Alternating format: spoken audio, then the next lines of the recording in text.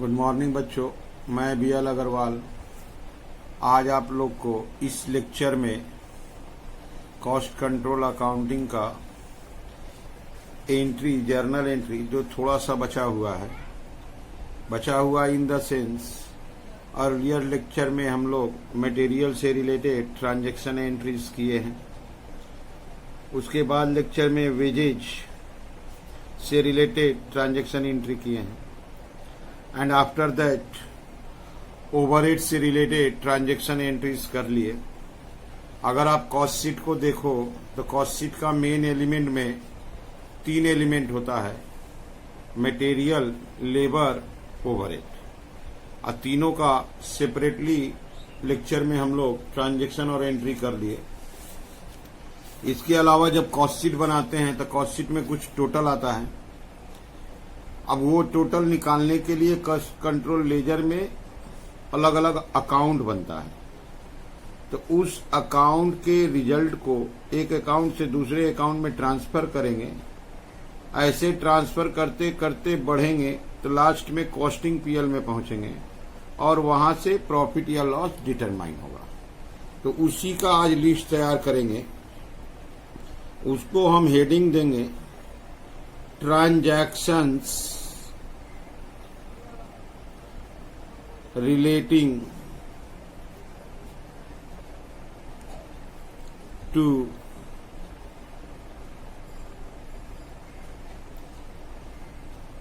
other items of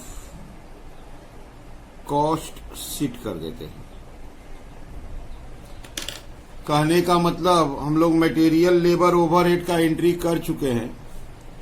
जब material, labour, overhead का entry करते थे तो बार बार एक अकाउंट का नाम सामने आता था, work in progress control account. Work in progress control account में अगर खूब ध्यान से सोचे तो direct material, direct wages, direct expense गया है और लास्ट में फैक्ट्री ओवरहेड को ट्रांसफर किया गया। इसके अलावा वर्क इन प्रोग्रेस का अपना ओपनिंग क्लोजिंग होता है। तो जब वर्क इन प्रोग्रेस अकाउंट बन जाएगा विथ ओपनिंग क्लोजिंग बैलेंसेस और सारा एंट्री मटेरियल से रिलेटेड, वेजेस से रिलेटेड और ओवरहेड से रिलेटेड जब उसमें पोस्टिंग हो जाएगा तो वहां पर वो आंसर निकलेगा वर्क कॉस्ट। उसको बोलते हैं फिनिश्ड स्टॉक प्रोड्यूस्ड बोलते हैं। फिनिश्ड स्टॉक प्रोड्यूस्ड या वर्क कंप्लीटेड भी बोलेंगे, माने काम खत्म हुआ, वर्क कंप्लीट हो गया। तो हम लोग का इन सभी ट्रांजैक्शन का फिनेंशियल में कोई रोल नहीं है। वर्क कंप्लीट हो गया, जो चीज हम लोग प्रोडक्शन कर रहे थे वो तैयार हो गया, फिनिश्ड हो गया। इसीलिए एंट्री फिनिश्ड गुड्स या फिनिश्ड स्टॉक भी लिखते हैं। Finished goods control account debit to work in progress control account. Work in progress से जो प्रोडक्शन वर्क कंप्लीट हो गया, वर्क इन प्रोग्रेस से उसको फिनिश गुड्स में ट्रांसफर कर दिया। अब हम लोग का दूसरा अकाउंट इसके बाद आया finish goods account. Finish goods account में अगर उसका सम को देखे तो opening stock of finish goods, closing stock of finish goods, और जो ये फिनिश गुड्स तैयार हुआ, अगर आपको ध्यान हो तो ऑफिस एंड एडमिनिस्ट्रेशन ओवरहेड को फिनिश गुड्स अकाउंट में ट्रांसफर किया गया था। तो अगर ओवरऑल लेजर को फोकस करें तो फिनिश गुड्स में ओपनिंग है, ये प्रोडक्शन जो ट्रांसफर हुआ ये है, एडमिनिस्ट्रेशन ओवरहेड है एंड क्लोजिंग स्टॉक है। अगर इन सभी बातों को ध्यान दे तो फिनिश गुड्स के बाद वो जो फिनिश गुड्स अकाउंट का आंसर है उसको बोलते हैं कॉस्ट शीट की भाषा में cost of goods sold. Cost of goods sold का मतलब हो गया जो सामान हम लोग बेचेंगे उसका कॉस्ट, उसको फिनिश गुड्स से निकाल के कॉस्ट ऑफ सेल अकाउंट में ट्रांसफर कर देंगे। Cost of sale account debit to finish goods control account. Cost of sale account debit to finish goods control account. Cost of sale में ये वाला फिनिश गुड्स पहुंचा, प्लस अगर ध्यान हो आपको तो सेलिंग एंड डिस्ट्रीब्यूशन ओवरहेड को कॉस्ट ऑफ सेल में ट्रांसफर किए थे, तो कॉस्ट ऑफ सेल में पहुंचा कॉस्ट ऑफ गुड्स सोल्ड और सेलिंग ओवरहेड। अगर दोनों मिला दिया जाए तो इसी को बोलते हैं टोटल कॉस्ट, इसी को बोलते हैं टोटल कॉस्ट। और टोटल कॉस्ट फिर उसको बेच के प्रॉफिट निकालेंगे तो टोटल कॉस्ट को कॉस्टिंग पीएल में भेज देंगे। Costing profit and loss account debit to cost of sale account. अगर इसको ध्यान से देखिए तो पहला एंट्री में वर्क इन प्रोग्रेस अकाउंट को क्लोज किया गया, वो फिनिश गुड्स में गया, फिनिश गुड्स को क्लोज किए, वो कॉस्ट ऑफ सेल में चला गया और फिर cost of sale total cost को क्लोज कर दिए, वो कॉस्टिंग पीएल में चला गया। तब हम लोग का काम होगा, हम लोग सेल कर देंगे। सेल्स इन कैश और क्रेडिट, चाहे कैश बेचो या क्रेडिट बेचो। तो फिनांस में तो एंट्री होगा, कैश बेचने से कैश डेबिट, क्रेडिट बेचने से debtor debit to sales account. Sorry, अगर आपको याद हो तो हम लोग बोले थे कैश, बैंक, डेटर, क्रेडिटर के जगह पे अकाउंट का नाम यूज कीजिएगा cost ledger control account debit to costing profit and loss account. अगर सेल होता है तो कोई न कोई सम में आपको सेल्स रिटर्न मिल जाएगा, या इसी को रिटर्न इनवर्ड बोलते हैं।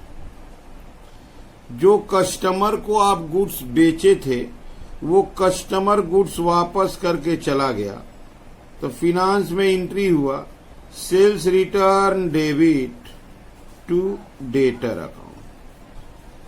तो कॉस्ट बुक में यही एंट्री उल्टा कर देना है, costing profit and loss account debit to cost ledger control account. इसी एंट्री को रिवर्स कर देंगे, costing profit and loss account debit to cost ledger control account. अगर अब यहां पे ध्यान दिया जाए तो कॉस्टिंग पीएल में कॉस्ट पहुंच गया, सेल डाल दिए, अब पहले से मटेरियल का एबनॉर्मल लॉस पहुंचा हुआ था, वेजेज वाला पोर्शन से एबनॉर्मल आइडल टाइम पहुंचा था, ओवरहेड से अंडर या ओवर एब्जॉर्प्शन ऑफ ओवरहेड पहुंचा है। अब हम प्रॉफिट एंड लॉस अकाउंट को क्लोज कर देंगे। प्रॉफिट एंड लॉस अकाउंट को अगर अपने क्लोज करते हैं तो एक नंबर बात नेट प्रॉफिट हो सकता है, तो नेट प्रॉफिट कैपिटल में चला जाएगा। Profit and loss account debit to capital account. Net loss हो सकता है, उल्टा हो जाएगा, capital account debit to profit and loss account. ये जो दो एंट्री दिखाए नेट प्रॉफिट या नेट लॉस, इसको हम फिनेंशियल में दिखा दिए। अब इसी चीज को आते हम लोग कॉस्ट रिकॉर्ड में। अगर प्रॉफिट होता है तो costing profit and loss account debit to capital जो है पर्सनल अकाउंट है तो उसके जगह पे कॉस्ट लेजर कंट्रोल अकाउंट। और लॉस के केस में उल्टा, cost ledger control account debit to costing profit and loss account. तो ये कॉस्ट शीट का सब टोटल है। एलिमेंट तो मटेरियल वेजेज ओवरहेड था, उसका सेपरेट लेक्चर में उसके बारे में बताया गया। फिर जब कॉस्ट शीट को प्लस माइनस करते हैं तो कुछ रिजल्ट आता है, फिर उसको सेल उल करके प्रॉफिट लॉस निकाल लेते हैं, तो वो प्रॉफिट लॉस दिया गया। ठीक है, अब इसके बेस पे अगर पूरा कंप्लीट सम बनाया जाए तो वो लेजर होता है, जिसमें मटेरियल से लेके यहां तक आता है। अगर हम टोटल एंट्रीज को जोड़े तो टोटल एंट्रीज मेरे हिसाब से नंबर अगर देखें तो मटेरियल में 12 और 13 था, वेजेज में 5 एंट्री के आसपास था, ओवरहेड में 6 था, यहां 7 है। तो ऐसे करके हमने बहुत सारा एंट्रीज बता दिया। एक कंप्लीट सवाल में सारा एंट्रीज रहेगा तो वहां लेजर बनेगा, लेकिन एक ऐसा सम देखते हैं जिसमें सारा ट्रांजैक्शन हो, उसको सिर्फ एंट्री में बदल देना है, उसमें ट्रांजैक्शन को रीड करना है। वो मटेरियल वेजेज ओवरहेड अभी जो किए इससे रिलेटेड भी हो सकता है। ये रहा वो सम सामने, नंबर 7। ये देखिए, कॉस्ट और फिनेंशियल बुक्स में था जर्नल एंट्री करना है इन कॉस्ट जर्नल। ये जो जर्नल का ये ट्रांजैक्शंस है, जैसे ये परचेज, कैरेज इनवार्ड और स्टोर, ये तीनों स्टोर से रिलेटेड हो गया। परचेज किए, परचेज से रिलेटेड कैरेज इनवार्ड भाड़ा लगा, फिर स्टोर इशू किए, कुछ नहीं बोला तो ये डायरेक्ट मटेरियल है, स्टोर इशूड फॉर प्रोडक्शन। यहां देखिए प्रोडक्टिव वेजेज, डायरेक्ट वेजेज को बोलते हैं, अनप्रोडक्टिव वेजेज इनडायरेक्ट वेजेज को बोलते हैं। फैक्ट्री एक्सपेंसेस इनकर्ड मानेंगे, मटेरियल ये indirect material issued for repair, factory overhead का आइटम है। ये एडमिनिस्ट्रेटिव एक्सपेंसेस, इसको भी इनकर्ड बोलेंगे। ठीक है, और एक यहां पर आ गया कॉस्ट ऑफ कंप्लीटेड जॉब, मतलब इस बार इतना का वर्क कंप्लीट किया गया। अगर कॉस्ट शीट की भाषा में बोले तो ये एक प्रकार का वर्क कॉस्ट है। ये रख दिए सामने एक format, number 7। In the books of में तो कुछ नहीं देंगे, in the books of messrs देके छोड़ दिए। जर्नल ब्रैकेट में लिख देते हैं इन कॉस्ट बुक। जर्नल का जो फॉर्मेट होता है generally date, particulars, LF, debit rupees, credit rupees. जो ट्रांजैक्शन दिया है उसका सिर्फ एंट्री कर देना है। पहला ट्रांजैक्शन है परचेज। परचेज का मतलब हम लोग स्टोर खरीदे, तो store ledger control account debit to purchase किए हैं, कैश दिए होंगे या क्रेडिटर होगा, तो उसको बोलते हैं कॉस्ट लेजर कंट्रोल अकाउंट। अगर हम लोग परचेज करते हैं तो हम लोग का स्टॉक बढ़ता है, तो store ledger to cost ledger 385 है, 3,85,000। परचेज करने पर हम लोग एक एक्सपेंस पे करते हैं, that is carriage inward. Carriage inward हमारे मटेरियल कॉस्ट को बढ़ाता है, इसलिए कैरेज इनवार्ड का भी सेम एंट्री होगा, इसी में ऐड कर देंगे store ledger control account debit to cost ledger control account. Carriage inward का अमाउंट है 5,800।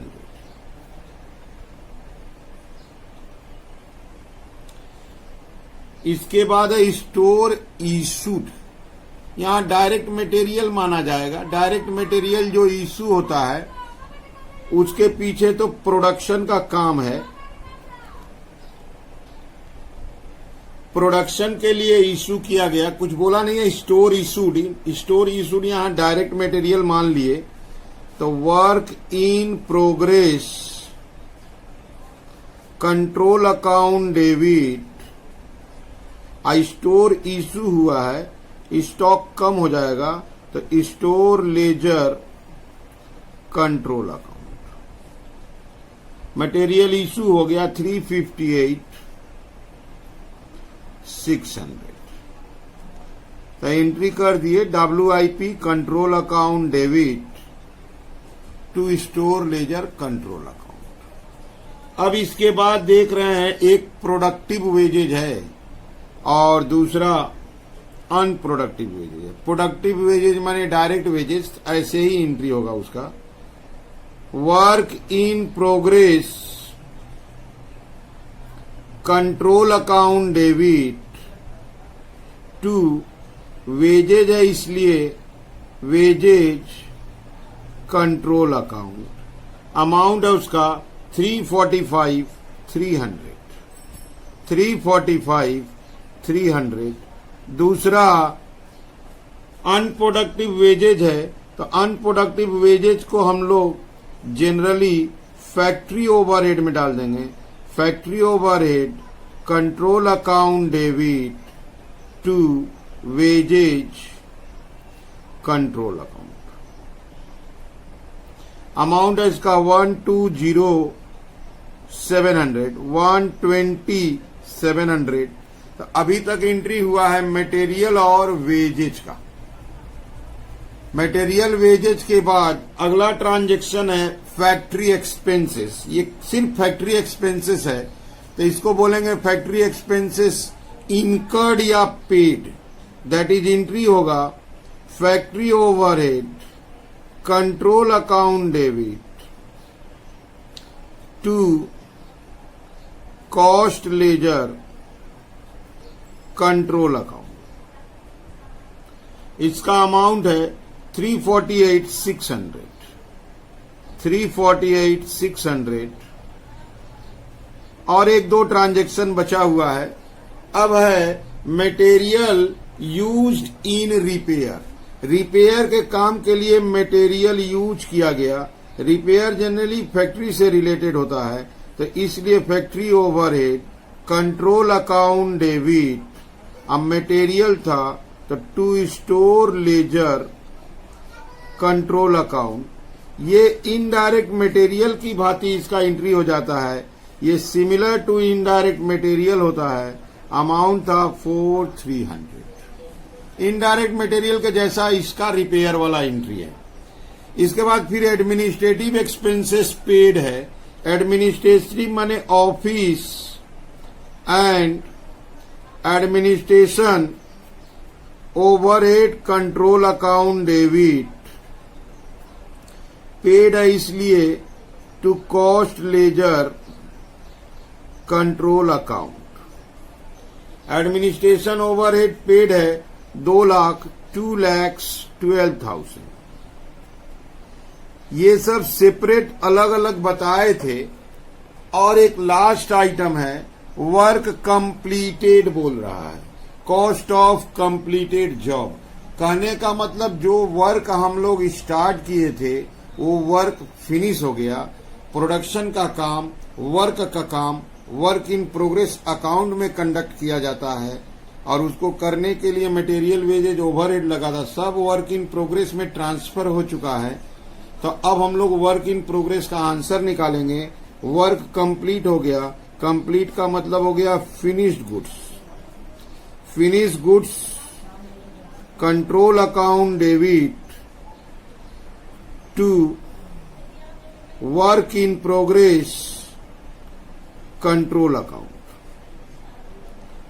वर्क कंप्लीट हो गया, वर्क इन प्रोग्रेस से उसको ट्रांसफर कर देंगे फिनिश गुड्स में 12,80,900। 12,80,900 यहां पे आके ये सम कंप्लीट हो गया। ये मिक्सचर था, मिक्स सम था, material wages overhead cost sheet का जो टोटल होता है उसके अंदर वो भी दे दिया गया है। अगर आपको ट्रांजैक्शन याद है, ट्रांजैक्शन पता है, कॉस्ट शीट का पूरा नॉलेज है, तो इसको जर्नल एंट्री में कन्वर्ट करना मुश्किल काम नहीं है। इस लेक्चर में इतना ही। अगले लेक्चर में इससे रिलेटेड हम लोग लेजर करेंगे। एक एक लेक्चर को अगर ध्यान से पढ़ो, पॉज कर करके लिखना पड़ता है, इसको आपको समझ में आता हो, अच्छा लगता हो कि हाँ ठीक चल रहा है, तो आप मेरे चैनल 3A एकेडमी को सब्सक्राइब कीजिए, दोस्तों में इसका लिंक शेयर कीजिए। कोई प्रॉब्लम हो कॉस्ट और मैनेजमेंट से रिलेटेड तो आप हमको इस नंबर पर व्हाट्सएप कर दीजिए, कॉल करके भी पूछ सकते हैं, ठीक है। तो इस लेक्चर में इतना ही। Okay, thank you.